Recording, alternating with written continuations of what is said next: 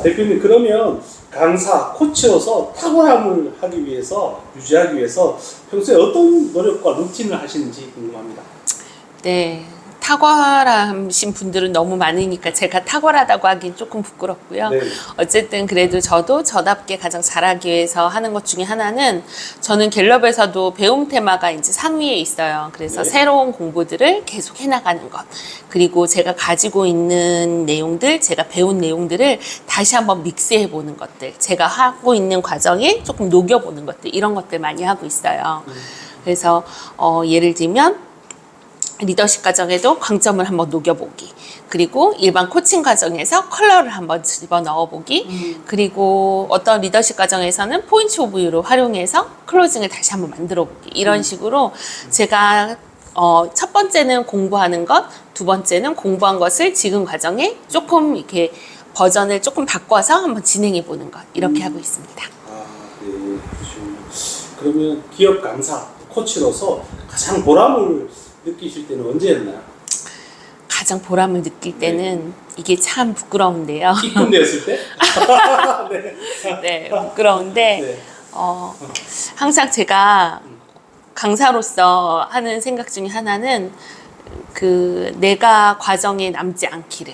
그래서 강사가 돋보이는 과정이 아니라 그냥 강사는 있는 듯 없는 듯 하고 학습자들이 과정 속에서 과정만 경험하게 되는 것, 이것을 항상 꿈꾸면서 과정을 만들고 있어요. 그래서 강사의 개입을 좀 적게 하고, 그리고 학습자들이 많이 드러나고 강사의 어떤 쇼맨십이 많이 드러나지 않게끔 하려고 하는데, 그럼에도 불구하고 어떤 분들이 이런 말씀을 하세요.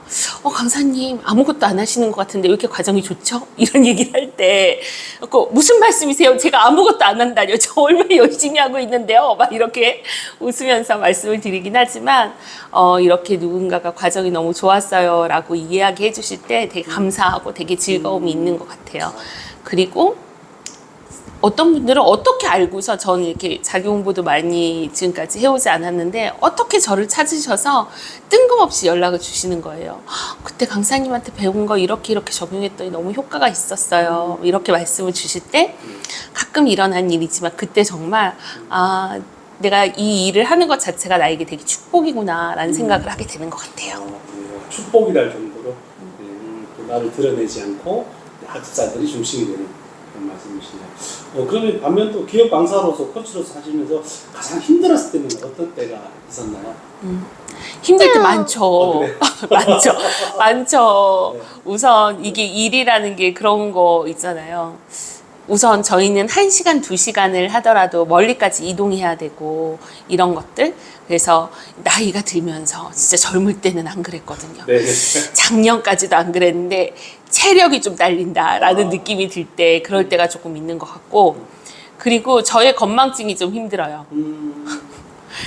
그래서 차에다, 트렁크에다 뭘 항상 많이 싣고 다니는데 내가 하려고 했던 게 이제 상황이 좀 여의치 않거나, 모든 강사님들이 경험하실 텐데 우리가 이미 받은 정보로 준비해서 갔는데 받은 정보와 실제 갔더니 좀 다를 때, 그럼 물론 이제 지금까지의 경험들을 가지고 이렇게 빨리빨리 바꿔가지고 이렇게 진행하지만 그럴 땐 조금 당황스러운 점이 있는 것 같기도 하죠. 그러면 아까 제 체력과 건망증이 지금 그렇다고 하셨는데 네. 어떻게 극복하고 계세요? 좋은 거 드시는 거 있으세요?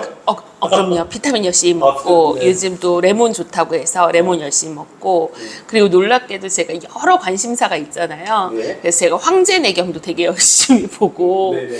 동의보감도 열심히 보고 해가지고 네네. 항상 좋은 걸로 물도 끓여서 먹고, 네네. 그리고 집에서 경옥고 같은 거 해서 너무 부끄럽네요. 경옥고 같은 거 해가지고 식구들이랑 나눠 먹고.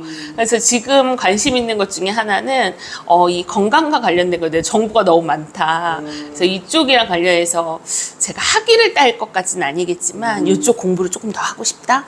어쨌든 그런 것에 되게 관심이 많아서 잘 살피고 있습니다. 와, 네, 알겠습니다. 정말 좋은 거 많이 해주셔서 너무 부끄럽네요, 이거. 아니요. 있는 그대로 모습이 너무 좋은 것 같아요. 그럼 대표님이 생각하시는 성공, 행복은 어떤 걸까요?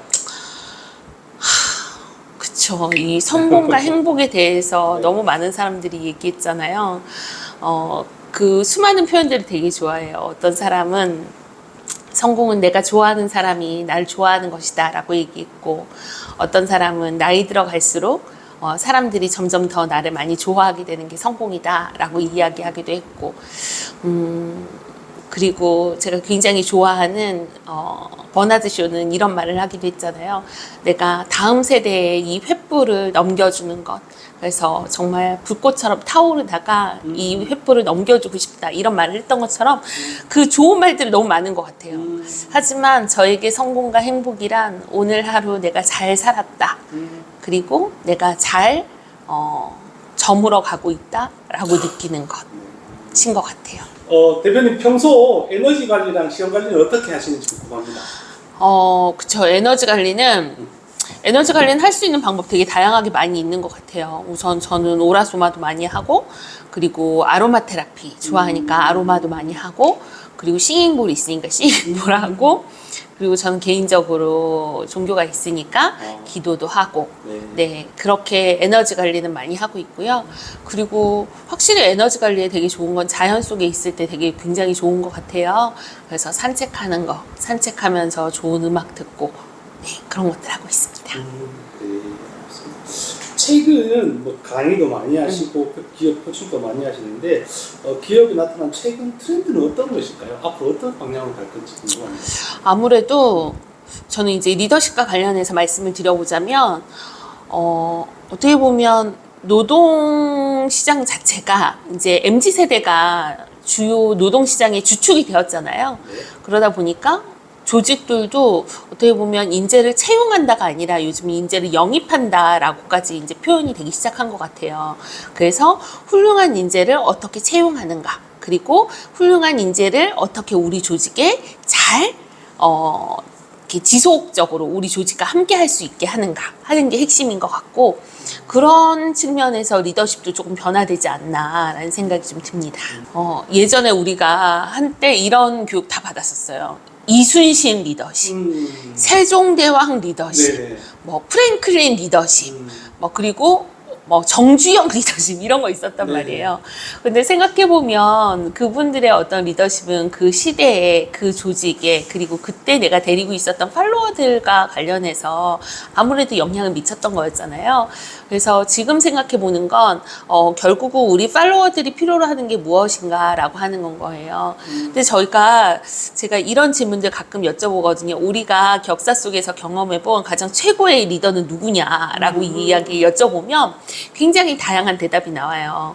뭐 2002년을 기억하시는 분들은 히딩크가 나오기도 하고, 네, 히딩크 감독이 나오기도 하고, 하지만 우리나라에서 최고로 인기 많으신 두 분은 광화문에 계신 네, 세종대왕님 그리고 이순신 장군이더라고요. 근데 저희가 생각해 보면 왜 그분들이 지금에도 이렇게 인기가 있을까 한번 생각해 본다라면, 결국은 그분들은 지금 그 시대에 가지고 있었던 어떤 이슈들을 해결해 갔던 분들인 거예요. 생각해 보면 저희가 이순신 장군을 거북선 만드신 분 이렇게 기억하고, 세종대왕님을 한글 만드신 분, 과학기술을 앞당기신 분 이렇게만 기억하지만, 실제로 저희가 실록을 조금 더 깊이 있게 읽어보면 세종대왕께서 그때 당시 우리나라에 실제로 필요한 일들을 얼마나 많이 해결하셨나라는 것들을 보게 되거든요. 그래서 리더십에 대한 다양한 이론들이 있는데, 결국 리더십은 이슈를 해결하는 리더십으로 가지 않겠는가라고 하는 거고요. 그러다 보니까 지금은 이 MZ세대들이 너무 많고, 이 MZ세대들은 자기 자신을 더 많이 개발하고 발달시키고 나의 어떤 직업보다 나의 삶 전체가 더 중요한 시대이다 보니까 코칭 리더십 너무 중요하고, 원온원 중요하고, 피드백 중요합니다 라고 이야기하고 있지만, 이것들도 큰 리더십의 어떤 흐름에서 보자면 지금의 어떤 이슈들을 잘 해결해 나가는 리더십이지 않을까라는 생각이 듭니다. 그래서 지금은 그러하지만 내년, 내후년의 리더십은 또 어떤 것들이 필요로 하게 될지는 또 궁금하네요. 1번 좀 겸손했으면 좋겠다. 겸손했으면. 요즘 물론 자기 어필 시대니까 굉장히 나를 잘 드러내는 것도 중요하지만, 나를 잘 드러내는 것과 교만한 것은 좀 다른 이슈인 것 같아요. 그리고 또 하나는 갈등들에 대해서 어떻게 대처하고 있는지 좀 살펴봤으면 좋겠다라는 생각이 들어요. 네. 왜냐하면 저희가 결국은 조직 안에서 갈등을 최소화하고 협업을 잘하는 리더로 성장하기 위해서 하는 일들이잖아요. 그런데 본인은 갈등을 만들거나 네. 협업이 잘 안 되거나 그러면 안 되니까 갈등을 잘 조정하고 또 협업하는 사람이 되고 또 제가 항상 과정에서도 말씀드린 것 중에 하나인데 협업을 잘 하자도 중요한데 협업하고 싶은 대상이 되는 게 중요한 것 같다. 그래서 협업하고 싶은 대상이 되면 협업을 잘 한다는 거겠죠. 갈등 조정도 잘 한다는 거고 그런 사람이 되면 어떨까. 그런 사람이 되려고 노력해보자. 저도 노력하겠습니다. 코칭 더 브레인이라고 이제 NLP나 멘탈 네. 코칭에서 너무 유명한 조셉 오코너가 이제 쓴 책이에요. 근데 이 책은 이제 아주대학교의 이성엽 교수님께서 번역을 하려고 하셨으나 네. 저희가 이제 들러붙어가지고 저희도 거기에 좀 찡겨보고 싶습니다. 그래서 정말 NLP를 코칭을 사랑하고 네. NLP를 코칭에 많이 적용하길 원하는 사람들이 함께 번역했고요. 그 시간 되게 오래 걸렸어요. 근데 한 2년 반 넘게 붙잡고 있었던 것 같거든요. 물론 이성윤 교수님께서 정말 고생 많이 하셨고 또 박영사에서도 정말 신경을 많이 쓰셨어요. 근데 저희가 코칭을 하다 보면 이럴 때 있잖아요. 분명히 이러거든요. 분명히 우리가 코칭에서 철석같이 약속을 하고 이렇게 하자, 이런 거 해보자 라고 했는데 아니 왜 이게 잘 변화가 안 될까 하는 순간들이 있잖아요. 네. 그런 것들에 대해서 뇌과학적으로 굉장히 많은 것들을 풀어놓은 책이기 때문에 코치님들 그리고 선생님들 그리고 리더라면 한 번쯤 읽어보셔도 좋겠다라는 생각이 듭니다.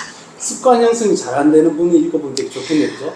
그게 그분뿐만 아니라 네. 결국은 어떻게 우리에게 습관이 되어지고 어떻게 우리 삶이 만들어지는지에 대한 되게 다양한 이야기들이 있어요. 그리고 재밌습니다. 우리 잘못이 아닌 거죠. 의지가 없는 게 아니라 내가 좀 잘못된 걸 수 있겠네요. 아니 뇌가 잘못됐다고 하기보다 한 가지만 말씀드리면 이렇게 저희가 바깥에 보시면 이제 여기 공간이 숲뷰예요. 네. 근데 저렇게 산을 보면 산에는 길이 나 있지 않잖아요. 네네.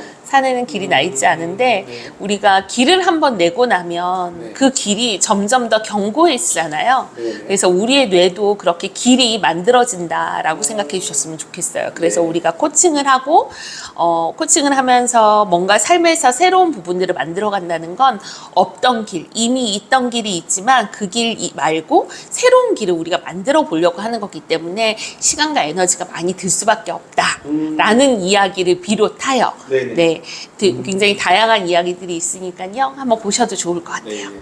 저도 꼭 읽어보고 유튜브에 구독평 남겨드리도록 하겠습니다. 예, 감사합니다. 끝으로 그 내가 해낸 구독자, 해내미들 위해서 응원의 한마디 해주신다면 어떤 네. 말 해주고 싶으십니까? NLP의 전제 중에 이런 말이 있어요. 다른 누군가가 했다면 나도 할 수 있다는 것이다. 그래서 저 사람이 했다라면 나도 할 수 있다라는 거. 그걸 기억해 주셨으면 좋겠습니다.